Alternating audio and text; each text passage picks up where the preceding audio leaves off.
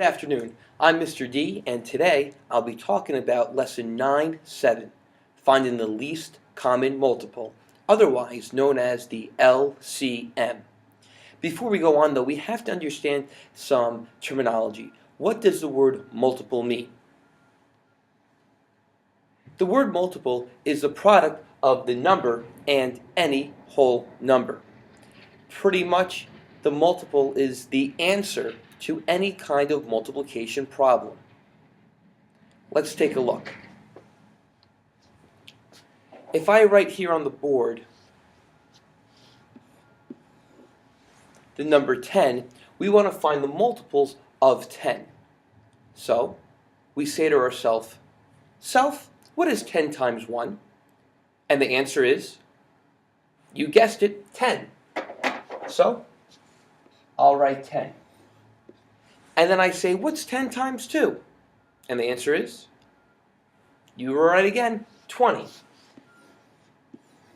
And then I keep on doing this. It is very similar to skip counting. In this case, we'll be counting by tens. 10, 20, and then we go on to 30. So the multiples of 10 are 10, 20, 30, 40, 50, and so on, and so on, and so on.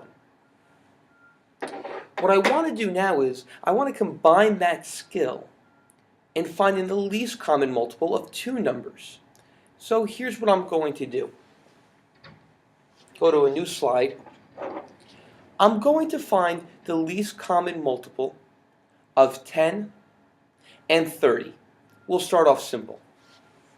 So I'll write 10 down, and I write 30.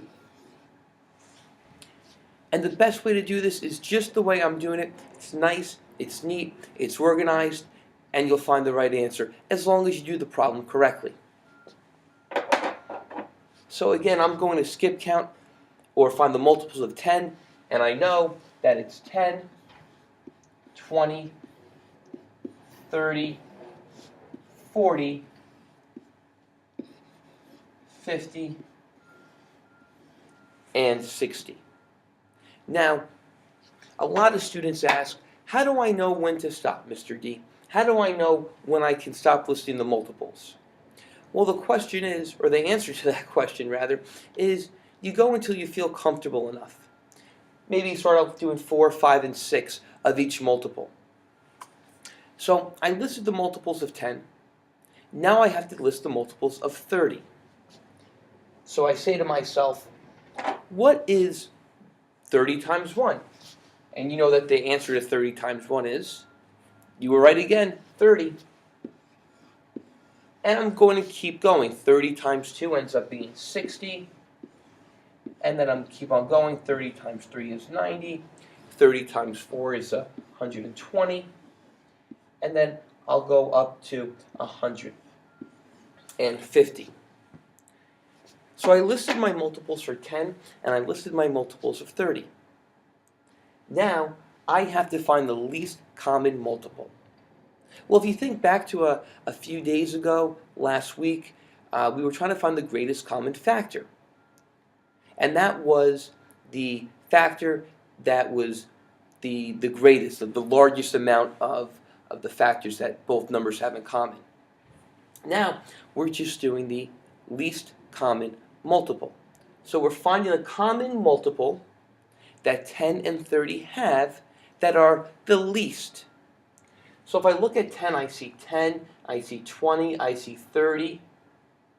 And if I look at 30, I see that 30 is a multiple of 30, and 30 is also a multiple of 10. So I know right away that those are my least that is my least common multiple.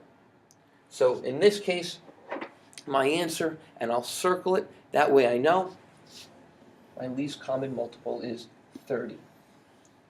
Even though 60 is both a multiple of 10 and a multiple of 30, it's not the least common multiple.